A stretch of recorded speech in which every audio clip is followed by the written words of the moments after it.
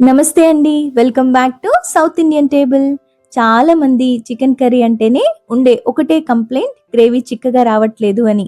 కానీ ఈ రోజు మనం వేసే ఈ స్పెషల్ మసాలాతో గ్రేవీ చిక్కగా ముక్క ముక్కకి మసాలా పట్టి తింటుంటే ఫస్ట్ ముద్దకే ఫ్యాన్ అయిపోతారు.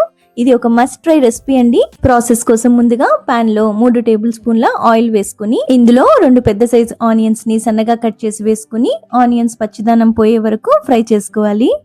ఇలా ఫ్రై అవుతున్నప్పుడే కొంచెం కరివేపాకు కూడా వేసుకుని మంచిగా ఆనియన్స్ గోల్డెన్ బ్రౌన్ కలర్ వచ్చే వరకు ఫ్రై చేసుకుందాం.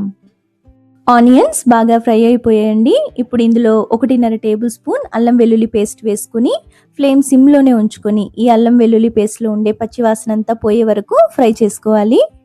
బాగా ఫ్రై అయిపోయిందండి. ఇప్పుడు ఇందులో 2 మీడియం సైజ్ టొమాటోస్ ప్యూరీ, పసుపు, సాల్ట్ వేసుకొని టొమాటో ప్యూరీ బాగా కుక్ అయ్యి పచ్చివాసన పోయి ఆయిల్ పైన తేలే వరకు ఫ్రై చేసుకోవాలి. ఇప్పుడు ఇందులో శుభ్రంగా క్లీన్ చేసుకున్న 1/2 kg చికెన్ ని వేస్తున్నానండి. అంతా బాగా కలిసేలా మంచిగా కలిపేసుకుని మూత పెట్టుకొని ఒక 10 మినిట్స్ కుక్ చేసుకోవాలి.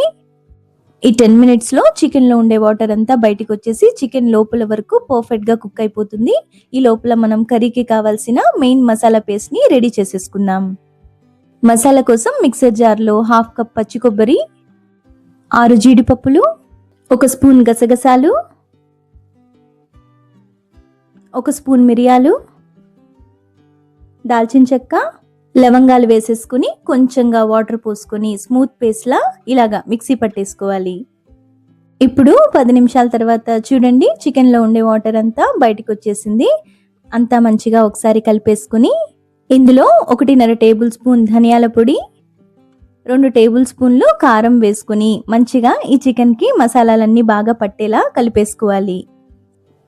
ఇప్పుడు మనం ముందుగా గ్రైండ్ చేసుకున్న మసాలా పేస్ట్ ని ఇందులో వేసేసుకుందామండి. అలాగే ఒక ఫుల్ గ్లాస్ వాటర్, కాస్తంత సాల్ట్ కూడా వేసుకుని అంతా మంచిగా కలిసేలాగా ఒకసారి కలిపేసుకుని మూత పెట్టి ఇంకొక 10 మినిట్స్ కుక్ చేసుకోవాలి. ఈ 10 మినిట్స్ లో చికెన్ పర్ఫెక్ట్ గా కుక్ అయిపోతుందండి. గ్రేవీ కూడా బాగా చిక్కబడుతుంది. చూసారు కదండి చికెన్ బాగా కుక్ అయిపోయింది. ఇప్పుడు ఇందులో 1/2 స్పూన్ గరం మసాలా, కొత్తిమీర వేసుకుని అలాగే ఒక 5 మినిట్స్ కర్రీని కుక్ చేసుకుందామండి. తర్వాత స్టవ్ ఆఫ్ చేసేసుకుని కాసేపు పక్కన పెట్టేశారంటే కర్రీలో ఉండే ఆయిల్ అంతా పైకి తేలి చూడ్డానికి కర్రీ మంచి కలర్ఫుల్ గా థిక్గా అవుతుంది. ఈ రెసిపీని తప్పకుండా ట్రై చేయండి. మంచి మంచి రెసిపీస్ కోసం మన ఛానల్ ని మర్చిపోకుండా సబ్స్క్రైబ్ చేసుకోండి.